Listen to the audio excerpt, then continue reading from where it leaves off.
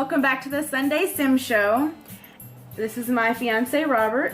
And this is my beautiful fiance Yvonne. And today we will be talking about the 5 love languages. The 5 love languages is basically something that we all possess. There are 5 ways that we either feel loved, or 5 ways that people basically show love towards us. Just last year, I read this book by Gary Chapman. This one's the 5 love languages for singles. The original one is this one right here. This is for married couples. And then he's got other editions, one for teens right here, as you can see, and then also one for children's as well. So right now my fiance is going to talk about basically what the 5 love languages are. Alright, so the 5 different love languages. The first one is words of affirmation. And you want to give an example of words of affirmation? An example of words of affirmation could basically be like compliments, or basically ways that you could just show your appreciation for something that someone may have did, or just, you know, complimenting them for something that, you know, they possess, like how sexy he is, for instance. Alright. And the second one is quality time, which quality time is just spending time together how they feel is quality time. But you want to give an example of quality time? Well, one example of quality time, one thing that we've started doing is we're going to actually join a bowling league this year. And we've been really working hard to try to, you know, get our technique together. We've been going bowling at least twice a week, which has become a little addictive. But I really enjoy it because it's so funny, because I get just as excited about his score as I do as my own score. So I wish I would have got that on camera. So that's one thing that I love. Another example of quality time is the fact that our wedding is this year. So we've been doing a lot of wedding prep, looking for, you know, our wardrobe, our bridesmaids and groomsmen's wardrobe. We're looking for a house as well. So we've been working on that because we're actually going to get married at our house. So stay tuned for that. And then we also are kind of good dancers. We have a love of dance. So whenever we hear, like, especially Latin music, because he's half Latino, he'll just start randomly dance, you know, in the kitchen, in the bathroom, outside, wherever. And I have a dancing background from when I was younger, so that's something else that we love to do a lot. Alright, so another one is physical touch, and it doesn't have to be sexual. No, we don't have to worry about that until later this year. But anyway, it can just be walking by and touching them, anything, a hug, any of that. But well, I gave some examples for that, sorry.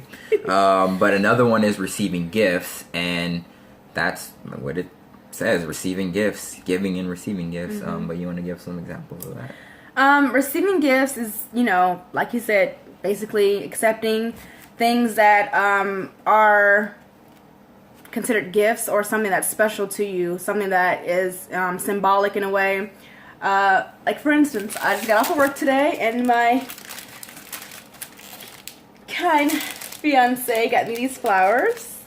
They're so cute, and I definitely wasn't expecting that. So he just does little things like that for me sometimes, and I'm always open to receiving gifts, as well as giving them. You know, you have to just be, you know, receptive of things that people give you, because especially when they go out of their way to give you things, because they're more likely to give you other gifts, you know, along the way, you know, whenever you're basically receptive to them. And another example could be like a surprise visit. You know, if some of you guys have family in the military and they might come home, you know, for the weekend, they just surprise you. That's definitely a gift. I know a lot of you families out there really appreciate that. Alright, and the 5th one is acts of service, and that can be a wide array of things, actually. But you want to give some examples of acts of service? Acts of service is basically, for an example, like doing the dishes when, you know, it might not necessarily be your turn to do the dishes, or like cleaning up, or if you just, open the door for somebody, that's an act of service.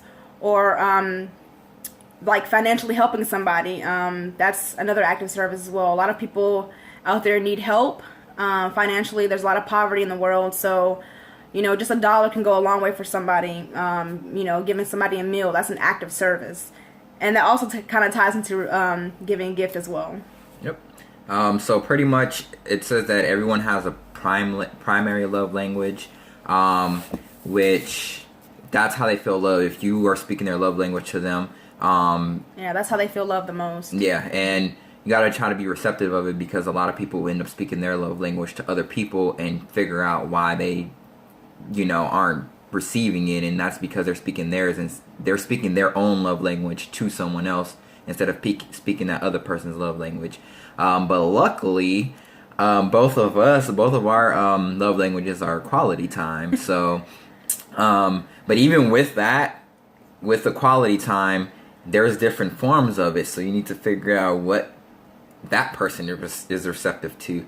Like for me, quality time is more so activities like we went to see the Nutcracker last month, and we went to see what was the other one? A Christmas Carol. Christmas Carol.